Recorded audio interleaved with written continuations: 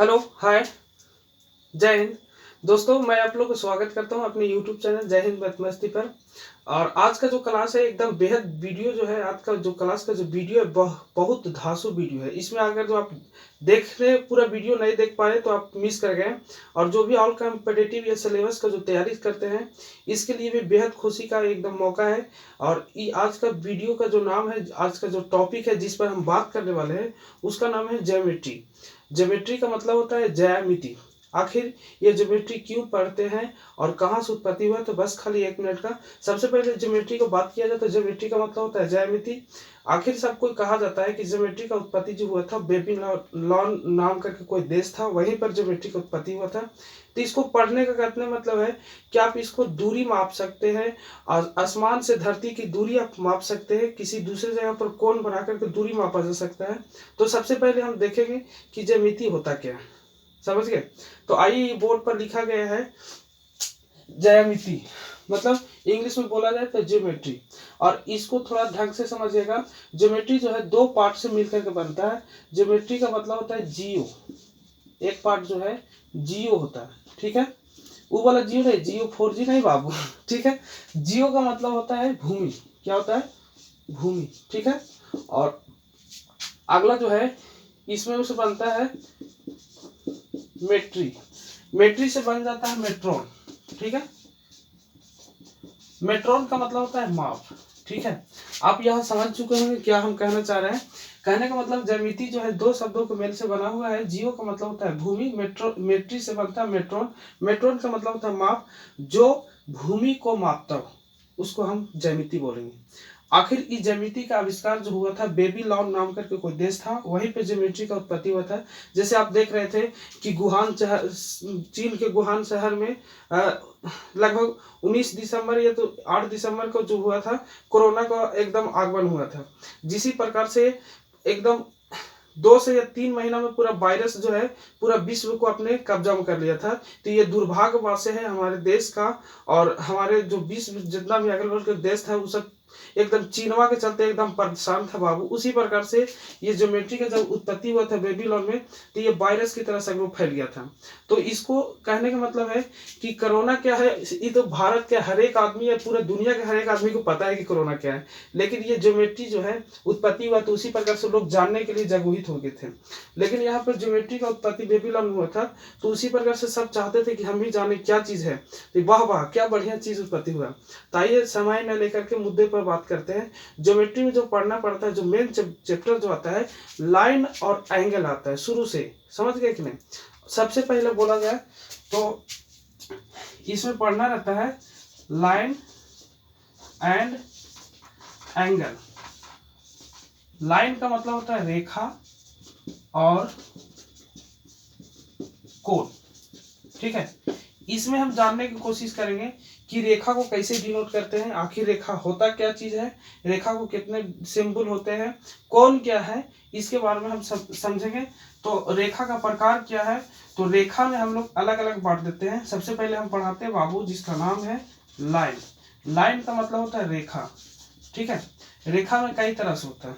सबसे पहले जो रेखा में फर्स्ट आता है जिसका नाम है किरण। क्या नाम है? किरण। किरण को स्पेलिंग में बोलते हैं रे, ठीक है। ये रे हो गया। थोड़ा नीचे नहीं देखा, स्क्रीन शॉट थोड़ा जल्दी कीजिए, हम आगे बढ़ते। चलिए देखा जाए। हाँ, तो हम लोग बात कर रहे थे रेखा और कोण के बारे में। तो रेखा में सबसे पहले आता है जिसका नाम है रे। रे का मतलब होता है बाबू किरण। क्या होता है? किरण, ठीक है। तो किरण कहने का मतलब क्या होता है, कहता है कि एक रेखा का वह भाग जो एक और फिक्स कर दीजिए, मतलब एक और बिंदु हो और दूसरी ओर अनंत तक बढ़ाया जाता है, तो उसको नाम दिया जाता है किरण। क्या नाम दिया जाता है? फिर से सुनिएगा।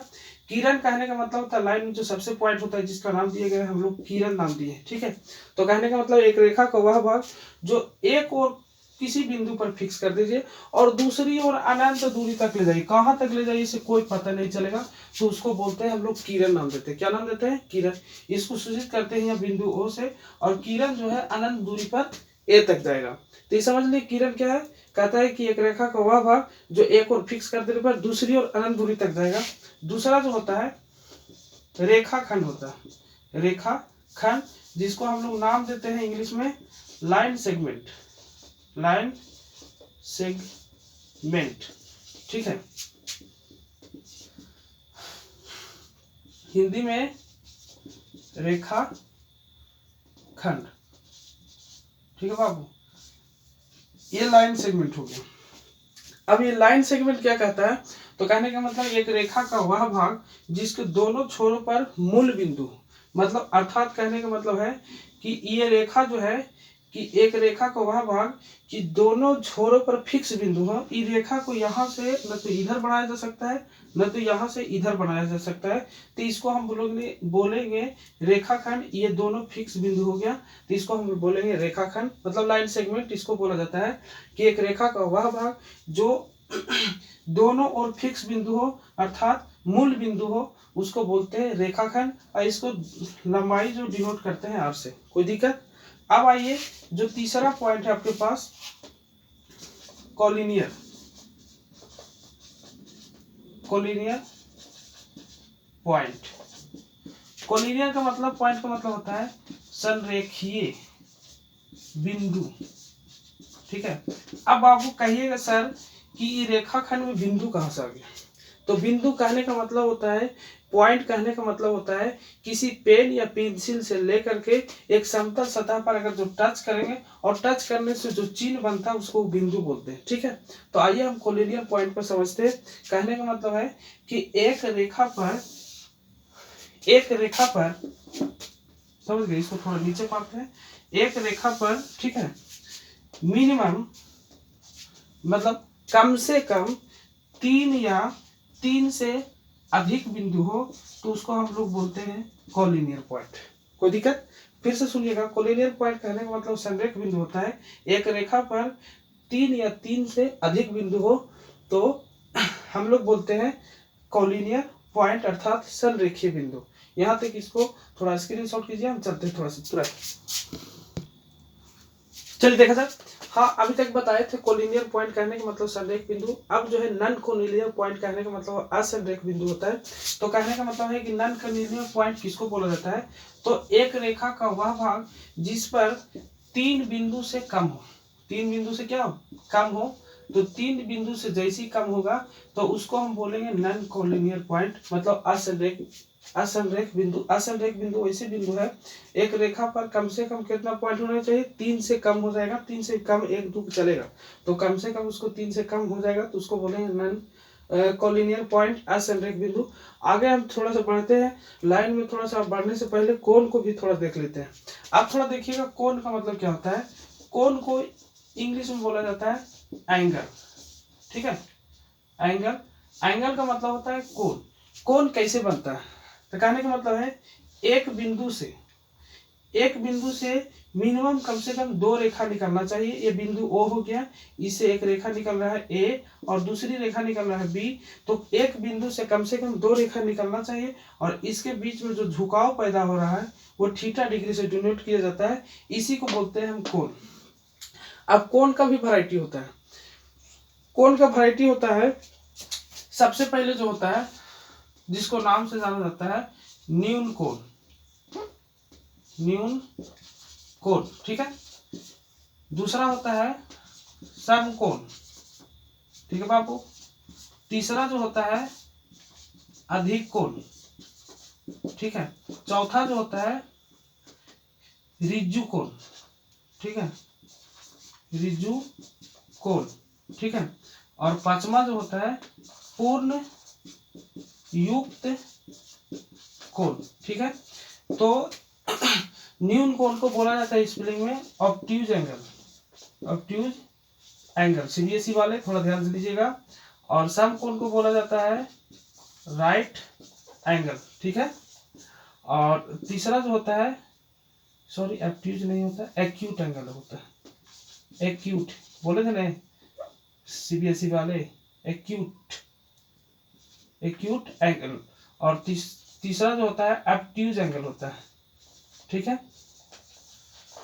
और ये जो होता है स्ट्रेट लाइन, स्ट्रेट लाइन, और इसको बोला जाता है रिफ्लेक्स एंगल,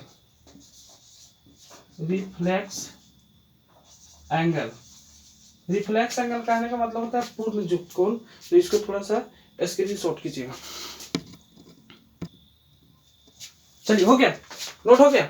हाँ तो चलिए देखिएगा, आज तक हम यहाँ तक आशा करते हैं कि ये वीडियो समझ में आया होगा लाइन और रेखा के बारे में। तो थोड़ा इसको नोट करके आप लोग कल का जो HW इसको थोड़ा सा रीड करके पढ़ करके आइएगा, इसके बारे में थोड़ा सा पता करिएगा।